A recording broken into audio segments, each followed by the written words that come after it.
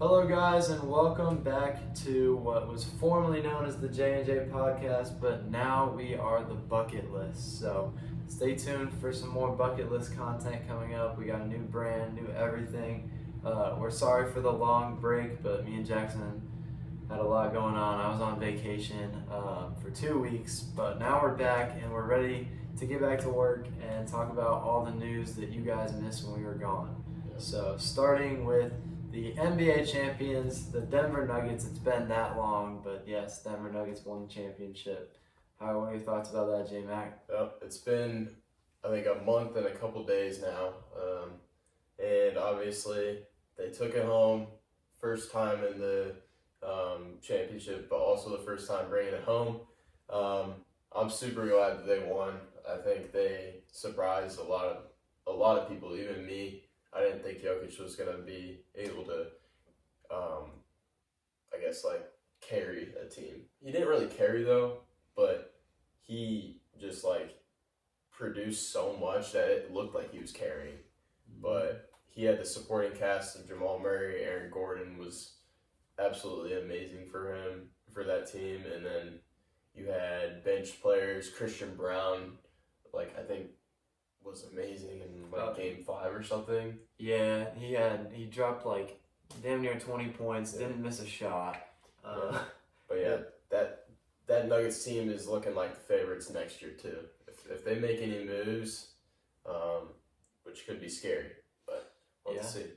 No, they were an incredible team. Their role players were great. They only ran an 8-man rotation, but between Jokic, Murray, Gordon, and MPJ kind of went away in the finals, but throughout the entire playoffs, he played well. Yeah, he was on a shooting slump for a really long time in the finals. Mm-hmm.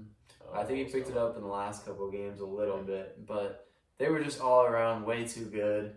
They outmatched the not nearly as good Heat team. Jimmy didn't play how he had been playing, and he was pretty much the only reason the Heat were there in the first place. So, I don't know. It was sad to see the Heat go out like that, but I also wasn't super surprised because they were an 8 seed. Yeah. And the fact that they made it there is even incredible. So, shout out to Coach Spoelstra and Jimmy Butler. For sure.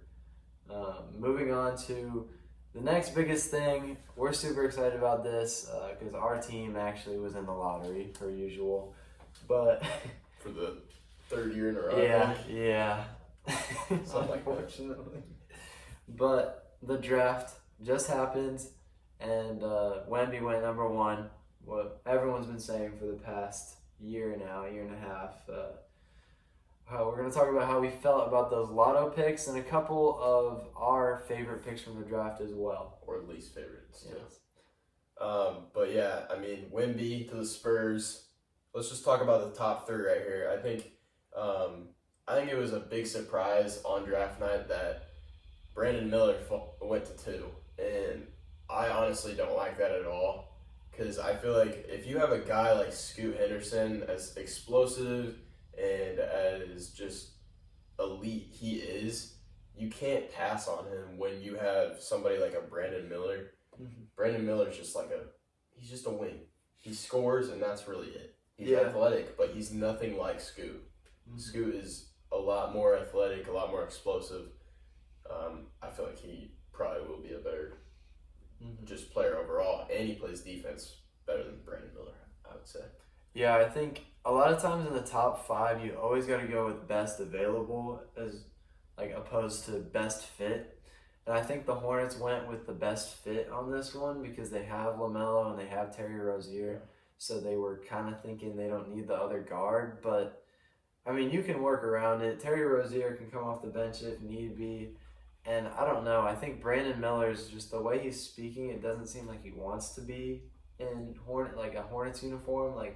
He was going out talking crap about Michael Jordan beforehand. It seemed like he was almost trying to not get drafted by them.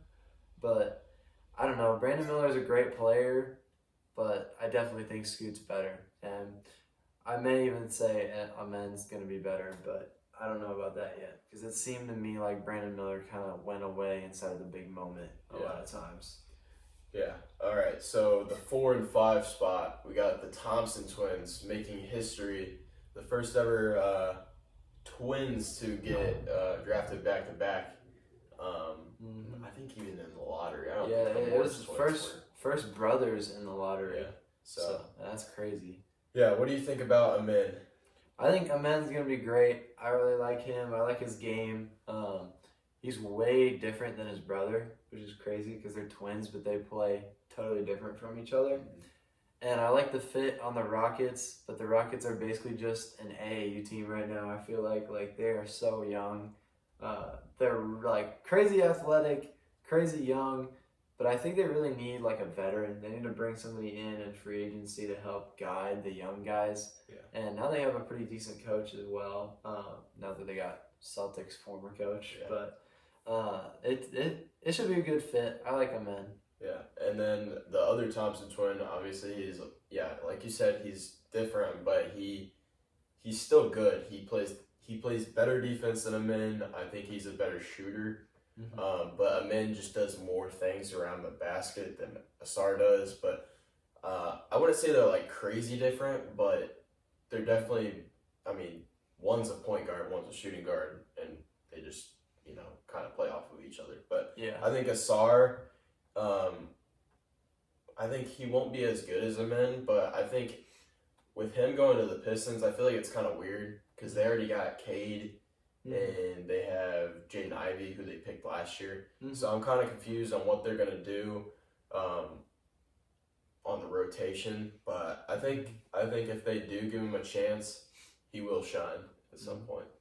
Yeah, I was really thinking that this pick was going to be Jarace, honestly. I was confused by it because I didn't think Asar was going to go that high, first of all, and I didn't think the Pistons needed him in the slightest. Now, Asar does play more of a forward role than Amen does, but it's just, I don't think it's going to work necessarily, and I don't think the Pistons needed him. Yeah. Like, you can't go wrong with an incredible athlete, like in talent that Asar is, but I just don't know if the Pistons needed him. Yeah. All right, so we'll go 6, 7, and 8. We got Magic taking Anthony Black. I'll say my thoughts right now. I think this is not the best pick. I feel like they could have done something better. I would have honestly. I feel like the Magic had a lot of potential to like trade up because they weren't. I feel like Anthony Black won't produce that much, and they're so guard heavy now. So I don't know what they're doing. He's like 6'5", and I don't know. It's just gonna be a weird fit. We'll have to see. What do you think about him? Yeah, I mean, Anthony Black isn't a bad player. He's obviously great. I didn't know if I would stretch and take him at the 6th pick. Yeah. Like I really didn't. I didn't know if that was a good move there. As for a fit, like the Magic guards haven't been great. Like they have a lot of young guards that have a lot of room to improve. But the way I've been hearing it is it's basically like Anthony Black is another Markelle Fultz, just a younger version now. Now that Markelle is basically just the failed experiment trying to pick up on where he left off. And I don't know. I just don't know if Anthony Black was the right move here. There's a lot of other guys they could have gotten in his spot. Yeah. All right, and then 7 and 8, we had a trade, which was our Pacers trade the 7th overall pick to the Wizards, and they drafted Bilal Coulibaly, or whatever, how you say it. But he was obviously a teammate with Wembanyama, the first overall pick. This was a really scary moment for Pacers fans, including us. I don't know if I feel like I literally had a heart attack when I saw his name get called. But thank God we got our guy, we got Jarace, and I think it worked out. I think the Wizards, I don't know what they're doing, but they're doing something, and I respect it, but I don't know. Yeah, I mean, when he got drafted out, my phone was absolutely blowing up. I was at work at that moment. But I just looked down and I was getting Bilal Coulibaly. Who is this? Who did you guys just draft? And I was so confused because he wasn't even in the thought process for Pacers draft pick. Like nobody here, like we were all confused what we were doing. Then I saw the trade and I was like, it made more sense. We basically just picked the guy the Wizards wanted so that we could get a trade. It seems like. Yeah. And yeah, I think it's gonna work out well for the Pacers, but I don't think it's gonna work out too well for the Wizards. I feel like we're gonna look back at this and we're gonna like have a moment of like just absolute embarrassment when this guy is just like another Giannis or something. I feel like we're talking bad about like Brandon Miller or like Koulibaly, and they're just gonna become the best players out of this draft at some point. But yeah, I'm super happy about this Pacers draft pick. I think it's like a perfect fit. We needed a 4, so we got a 4, and I mean, I think it'll work out. I think Koulibaly is gonna be like another Frank Ntilikina. Ntilikina type pick. I don't know. He just We'll see. does not. He just seems like he was Wemby's teammate, and everyone's like, "Oh, we can't get Wemby, so let's get Wemby's teammate." Yeah, I don't know. All right, let's wrap it up. Let's go with the 9, 10, and 11 spots. We had Jazz draft Taylor Hendricks, which I was super high on. He's basically a stretch 6'9" power forward. Can really do a lot. I don't know really what they were thinking though. They already have Lauri Markkanen, Walker Kessler, and now they draft Taylor Hendricks. I don't know what they're really thinking, but Yeah, it's kind of a weird pick. I thought they might draft a guard, considering that Clarkson's contract is up, and I don't know if Jordan Clarkson's going to be coming back to their team or not. And Colin Sexton obviously isn't their guy. I think he was out most of the year with an injury. yeah. But I don't know. You can't go wrong with a good forward, but I don't know. It doesn't seem like it's going to be the right move for the Jazz. Yeah, I think with this Jazz pick, I feel like if I was the GM, I would be looking for another shooter, or like you said, a guard. And I think like Grady Dick right there would be a really good pick for them. But I don't know if that's really a reach or whatever. But I think Grady Dick will do pretty well in the NBA. Yeah. So the 10 spot was Mavericks. They traded to the Thunder, and the Mavericks got Kaysen Wall. Wait, no. They Thunder ended up got with Kaysen Derek Wallace. Lively, yeah. Derek Lively went to the Mavericks, and Kaysen Wallace went to the Thunder. Yeah. Which And I was confused at first on draft night why the Mavericks picked him. I was really confused, and then I saw the trade, and I was like, all right, makes a lot more sense. Yeah. All right, so let's talk about that trade and who we think won that trade. I think fit-wise, I think the Mavericks are really going to benefit from having Derek Lively because they need a big so bad. Yeah. Like, I love what the Mavericks have going on right now with, oh my gosh, why am I blanking on? Kyrie and Luka. No, they're Christian Wood. Oh, Christian yeah. Wood. I love Christian Wood as a player, but he's basically just a soft-ass big. Like, he's not going to get it done for them. They need someone that's going to come in, bring some length, bring some defense, some rebounding, and I think Derek Lively is going to do a great job of that. Yeah. Derek Lively at Duke wasn't really productive, but you could tell he was an NBA type of defensive player. Yeah. So I think that will do pretty good for the Mavericks, and I think it will be a fit for them. As for the Thunder with Kaysen Wallace, I don't really understand that because they already have Shea, Giddey.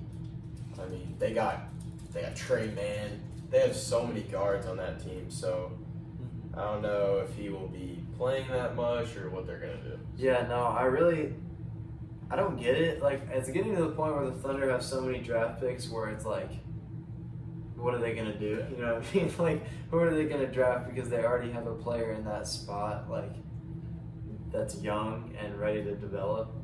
But I think I've heard a strategy of what the Thunder have been doing. And they've been picking the player that has the most room to grow and also basically boom or bust every single pick right now because they have so many draft picks, which would make sense. And that's kind of how that pick fits for them here. Yeah. I don't really know much about this Kaysen Wallace dude, but when he was at Kentucky, he averaged 11, 4, and 3, 2 steals too. So that's pretty good in the collegiate level. We'll see how that translates to the NBA. And then we have the 11th spot, another Magic pick, and we got another guard. Yeah, this might be their worst pick right here. Jet Howard was just why? Why would they take? It looks like they're trying to make a new backcourt here, a new young backcourt, even though they already have a young backcourt. Someone to complement Paolo, I guess, but it just doesn't make any sense. I guess they have Franz Wagner and Paolo, which makes up their. I don't know what they're doing. It's an odd team, but I think it will work out. I think they're definitely trying to make a move with Suggs, maybe even Cole Anthony. They're gonna have to ship them off. Yeah, they got to do something. I don't think we talked about how Jet Howard plays, but I think he is a good player. He played well for Michigan. Obviously, Michigan's a really hard spot to play at in the collegiate level. And actually, some news just broke out. The Chicago Bulls and Nikola Vucevic are nearing a 3-year, $60 million contract extension. What? Okay, bro. We'll talk about that in a second. But yeah, I think with the Magic, they just need to do something with their other guards and make these guards their primary focus right now. And let's just wrap up the lottery before we talk about that. So we got the Raptors getting Grady Dick and the Pelicans drafting Jordan Hawkins. I really like Jordan Hawkins and Grady Dick, honestly. Those are two guys that I think are going to outplay their pick. They're both, in a lot of ways, they're similar players. Like, they can shoot the three at a very high level. Yeah. And Jordan Hawkins in the tournament was getting buckets. So I think they're both going to do great, and I really like both guys, so I'm fine with both picks. Yeah, I like the Jordan Hawkins pick the most, I think, because this guy is, I feel like it's a perfect fit with the Pelicans. Yeah, he can shoot the ball. Like, he's really good, almost shooting 40% at Connecticut. Connecticut is probably one of the most successful basketball programs. So yeah, let's just see if he can, excel in the NBA league.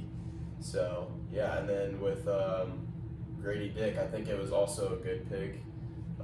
What did you think about his draft night fit? Oh God, dude, I don't know.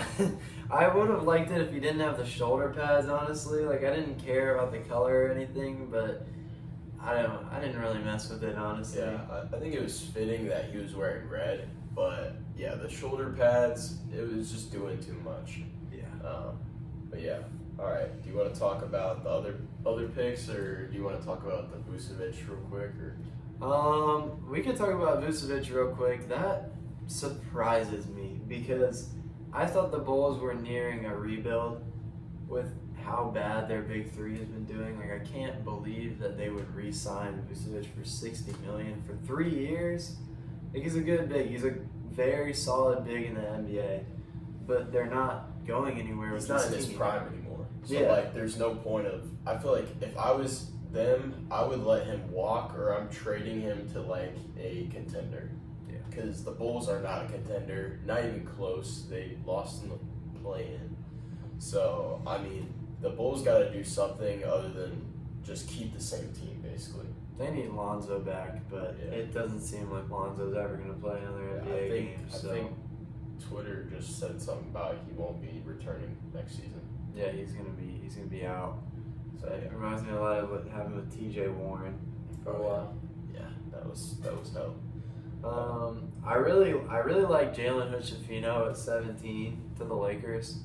It's a surprising pick, but that's a good young guard that on a lot of mock drafts and boards was projected to go maybe even top 10 at some point. He was looked at as everyone was going to pick him higher, and he fell lower. So the fact that the Lakers got him, props to them. He's definitely a good guard in a not very guard heavy team. So I really like like most of these picks from like 16 to 23. I like Keontae George. Keontae George going to the Jazz. They wanna get another guard because I don't see Colin Sexton having a future in the Jazz anytime soon. Also, I really like Jaime Jaquez going to the Heat. Really? I think this will be another kind of case of like Max Strus type of player, kind of like underrated type of player. But this guy is like the most hustle type of player I've ever seen. Like every time I've watched him, he's always on the floor, just like diving, going to get the ball. Another pick I think is probably still the draft is Cam Whitmore at the 20 spot at the Rockets. If you're at the 4 spot and you're also looking at Cam Whitmore and you take a different player than Cam Whitmore, and then when you get back on the draft board at 20 and he's still there, you kind of have to take it. Like, especially with the Rockets and how young they are, you just gotta take them. I also like Chris Murray. Yeah, He's such a good, like, his brother is the same player as him basically, and you know what you're getting. It's a big that can space the floor, maybe a little rebounding, but like he is really the definition of a stretch big. Yeah, and that's something the Blazers needed. So it's good to see. It's good to see Chris Murray on a team that he can immediately make an impact on. I think with this draft this year, I think it's probably one of the most like productive, like most depth I've ever seen. Yeah, no, it goes even deep into the second round. Yeah. There's good players. Another draft pick I like, or I have 2 other ones. Dariq Whitehead going to the Nets. He was with Duke. He didn't perform as well as I thought he would, but he was also injured. He had surgery, and he will be back for the Nets at the beginning of the season. But I think he'll be good. It's a great point guard to have, or a guard just in general. And then Olivier Maxime Prosper. I think he's a good fit for the Kings. Oh wait, no, he's going to the Mavericks. Yeah. He's going to the Mavericks, which I think is good because they're always looking for another shooter, another wing type of player. What else do you like about this draft? I like, honestly, as far as the first round goes, a lot of the picks were pretty decent picks. But moving into the second round, I really, really liked Jordan Walsh to the Kings. That is a great defender. He got traded to the Celtics, but still, great defender, hustle kind of player. He doesn't need to score, but he can if he needs to. He's out of Arkansas. I love him. He was projected much higher coming out of high school. He's gonna fit great to whatever team he goes to.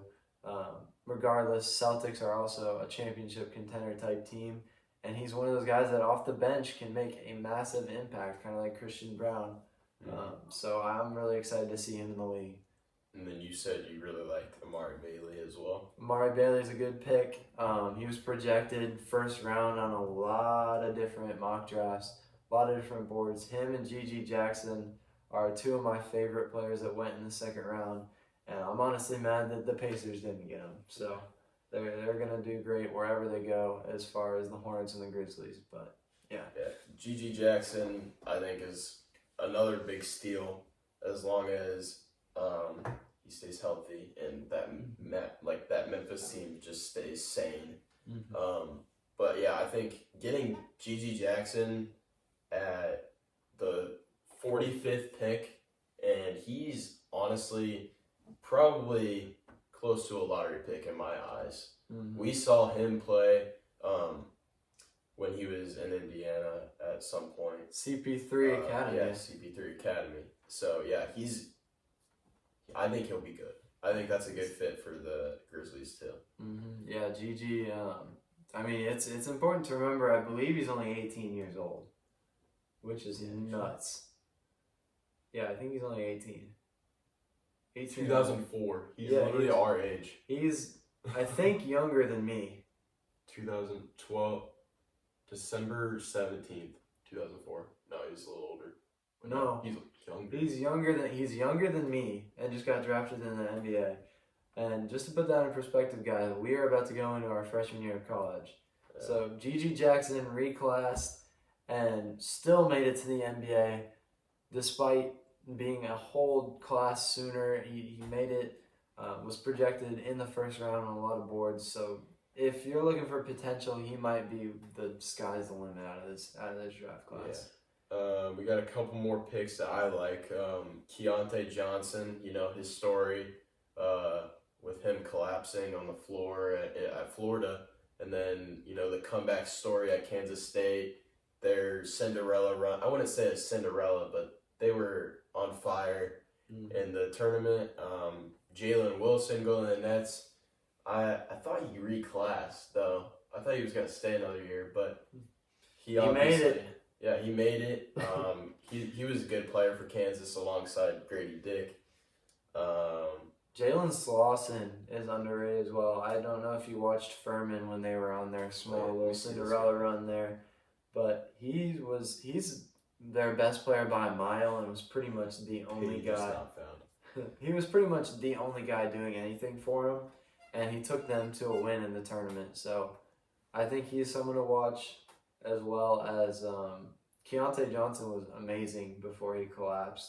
Yeah. He was a projected first-round pick, I think. So yeah, he's somewhere around there. I like him a lot. And then to wrap it up, Trace Jackson Davis. I'm so sad we didn't pick him, but I'm okay with it. The Warriors got to steal. I think he'll work his ass off, and he's an incredible player. I just think his game is more built for the college level than it is the NBA. Like, he won't be maybe a bad bench player, but like as far as player comparison goes, like he's probably gonna be similar to a Kevon Looney in the league. Just gets rebounds, plays good defense.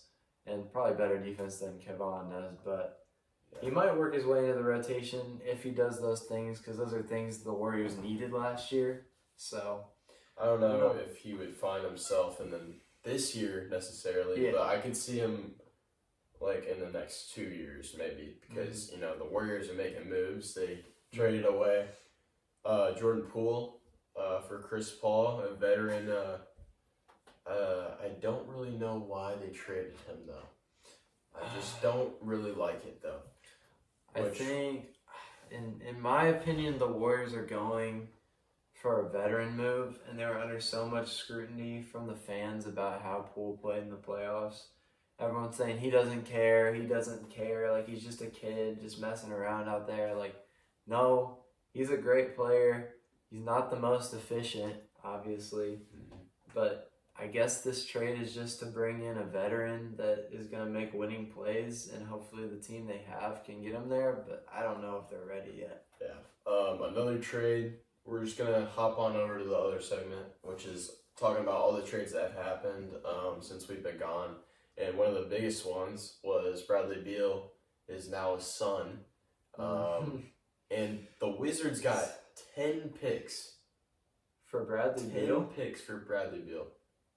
And it wasn't said in the actual trade, but like a couple days, I think it was like a couple hours ago. Couple hours later, Woj said like they had gotten like 4 first-round picks, 6 second rounds for Bradley Beal.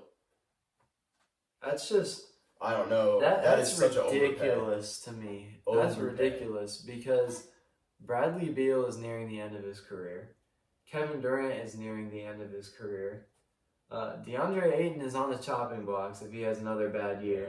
He's really not that good. And Devin Booker is obviously a star, but I wouldn't say he's super young anymore. He's getting near to his prime. Yeah. So in a couple of years, you're pretty much only going to have either Ayton and Booker or just Booker. So why would you ever give up your entire future for that? Maybe one championship?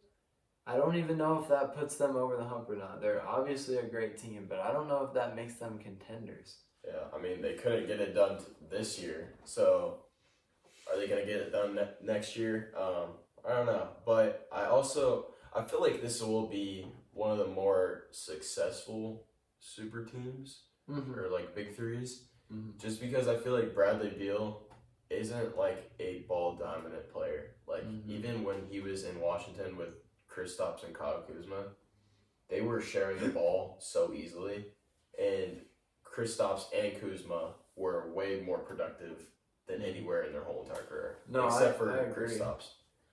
Bradley Beal played alongside John Wall for the longest time, and Bradley Beal, for the most part of his career, was just the side piece, was a number 2 option, and we've seen him do that.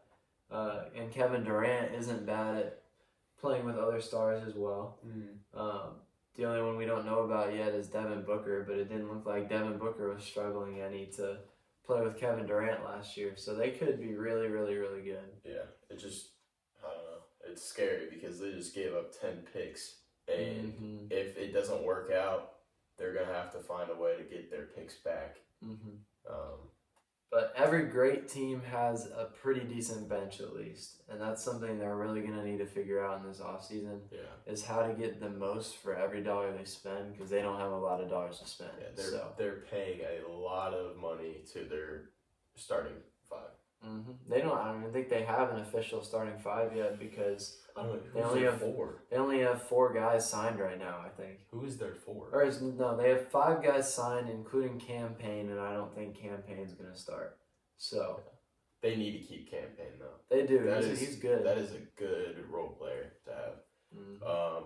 Another trade that was just a couple days ago was John Collins going to the Jazz for Rudy Gay and a future 2nd round pick. What do you think about that? The fact that Rudy Gay's still getting shipped off in about his 80th year in the NBA is just wild to me. Let alone for John Collins. That's kind of sad that John Collins has dropped that low in many people's eyes to be traded for Rudy Gay and a 2nd round pick. It's almost disrespectful in a way, because John Collins he's a pretty good basketball player. Like, he needs a good guard to set him up, but like, the Jazz are getting a good player there, but I don't know how him and Taylor Hendricks are going to work together. Yeah. This Jazz team is confusing me right now because they're only getting forwards and bigs. So I don't know, like, are they just going to run with, like, Taylor Hendricks at the point guard or something? Like, what are they doing? I just don't know. It's going to be weird when they start the year. We'll just have to see. Yeah, and Laurie's overseas right now. Yeah, he's serving for Finland. Doing his thing. The war. Yeah, we talked about Jordan. We didn't talk about Kristaps going to. Yeah, that was. Boston this is one that really confused me. I don't know why the Celtics. Like, I like Kristaps Porzingis as a player, and I think in the past year, like, he's really brought himself back to the level that he was at. Maybe not MVP looking Knicks Kristaps, but he's a great player and a really good 2nd or 3rd option on a team, contending team. I like the fit for the Celtics, but giving up Marcus Smart is kind of dangerous. I don't know. I like it for the Celtics because I feel like that team is kind of like because like I was saying in the last couple of episodes about like how they just don't change their team. I feel like they were running with the same squad for a really long time. And I still feel like Jaylen Brown shouldn't be there. And it's just sometimes, like, I just, like, whenever I see him play, he can either be, like, the number 1 option, doesn't miss a shot, or he can play like he was in the Eastern Conference Finals. So, yeah, he's definitely a very high-low player. You shipped away Marcus Smart. Like, that is, like, a key player that is a guy you want on any team in the NBA. Yeah, I think basically the Grizzlies in this one gave up their backup guard that could be a very good starting point guard anywhere in the NBA. Tyus Jones is a starting point guard. He's great. I love Tyus Jones. If this NBA wasn't that good, Tyus Jones would be a all-star, or not an all-star, a starting caliber. Oh yeah, type of player. Any team. Anytime John Morant was out, Tyus was great. So I like Tyus, and they got rid of Tyus and found their replacement for Dylan Brooks. And obviously Marcus Smart is a much better version of Dylan Brooks. It's the same play style, maybe a little better shooting, and a lot better defense. So Yeah, good job with the Grizzlies. Yeah, this Grizzlies team has gotten a lot better. I like what they've done. We'll just have to see how they, Ja Morant's suspension is now 25 games, I think. Yeah. So they're definitely going to have to do something without him. But during the playoffs, when they didn't have Ja, they were playing fine. So, Yeah. we'll just have to see how that works.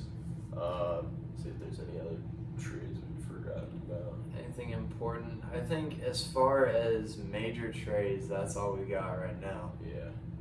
We got the off season coming up in just a few weeks here, or exactly a week here, it seems. Somewhere. I think it's the 8th, I think. Yeah, some around there. We're getting very close. We're both really excited because that's the most fun time of the year. I think the NBA has the most entertaining off season out of any sport there is, just because there's so much bouncing around, media trading, around yeah. it, and the media when it's free agency is probably the most hyped up thing. But yeah. Yeah, I mean Woj doesn't sleep. I don't know how he does what he does, but he's unreal, and we can't wait to get a lot of Woj bombs here pretty soon. Yeah. But that's going to conclude what we have for today. We're going to have a lot more to talk about in the next week here because I'm sure the NBA is going to throw a bunch of curveballs at us. But until then, this is the Bucket List signing off. Thank you guys. Follow us on TikTok, YouTube, Instagram, all of them. We have our new handle, Twitter. the Bucket List. Oh yeah, we have a new Twitter as well. But thank you guys. Have a great rest of your week. This is the Bucket List. See you later. See you.